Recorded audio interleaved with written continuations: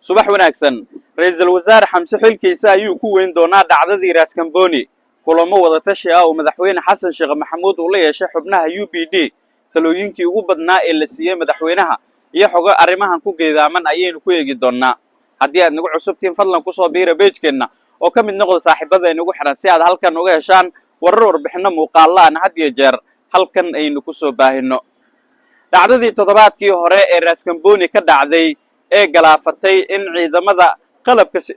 ee keentay in ciidamada dawladda federaalka Soomaaliya ay halkaasi geysay gabi ahaanba isaga soo baxaan deegaankan ka gadaal markii gacan ku haynta deegaankan ay la wareegeen ciidamo ka amar qaata Axmed Maxamed Islaam Axmed Madoobe waxaa durba soo dhashay su'aalo arrintan ku qotoma iyo cidda fududeysay in ciidanka xoogga dalka Soomaaliyeed halkaasi ay ku jabaan madaxweyne xasan sheekh maxamuud dhacdadan markii ay dhicisay dalka waa uu ka maqnaa waxa uu ku sugnaa dalka Turkiga iyadoo uu si degdeg ah caasimadda Muqdisho ugu soo laabtay waxa uu ilaa xalay uu waday kulamo wada tashi ah oo la yeelanayay xubnaha xisbigiisa UPD dhacdadan ayaa la sheegay inay muhiim tahay in ay dawladda federaalka Soomaaliya qaado tallaabooyin muuqda waxaase talooyinka ugu badan ee xubnaha UPD ay u gudbiyeen madaxweyne xasan sheekh maxamuud ay ku qotontaa in saraakiil loo ciqaabo ra'iisul wasaare xamse cabdi barrana xilkiisa uu ku waayo arrintan maadaama xafiiska ra'iisul wasaare xamse cabdi barre laga waday howlaha la xiriira dhinaca Jubbaland iyo ciidamada lagu daadgureeyay deegaankan Raskamboni ee ay dawladda federaalka Soomaaliya ku guul dareysatay balse markii dambe shaaca ka qaaday in sabab la xiriira in ay u damqanaysay ciidamada halka cadow leh ee la isaga horkeenaya deegaankan in dhiigooda uu ku daato madaxweyne xasan sheekh maxamuud xubnaha UPD waxa ay tala ahaan u soo jeediyeen in saraakiil loo ciqaabo arrintanna si meesha looga saaro loogana gaashaanto ceebtii iyo fadeexadii ka dhalatay wixii ka dhacay toddobaadkii hore deegaanka Raskamboni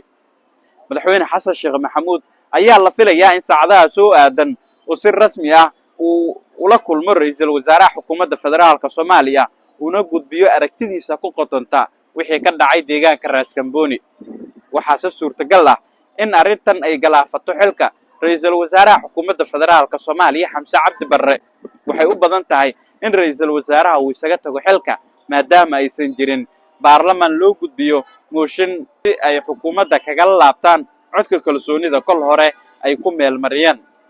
baarlamaanka federaalka Soomaaliya ayaa fasax ku maqan waxayse u badan tahay in arrintan ra'iisul wasaare xamse cabdi barre uu isaga shaaciyo uu daaqada ka baxo xilkan isaga tago sida xoguhu ay xaqiijinayaan ra'iisul wasaare xamse cabdi barre taliyaha ciidanka lugta ayaa soo horkacayay howlaha la xiriira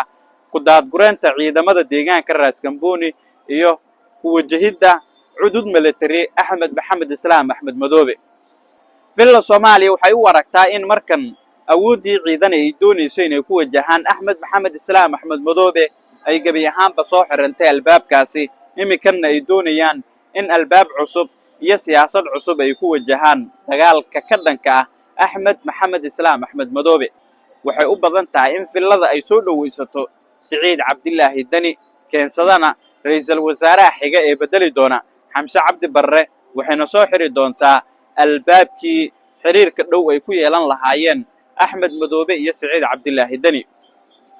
marka loo eego siyaasadda Soomaaliya waa mid marba marka ka dambaysa si rogaysa xaaladuse lama qiyaasi karo waxa ay ku dambeyn doonto wixii warar ay ku soo kordha wararkeena warbixinadeena dambe ayaad ku daawan doontaan nabadgelyo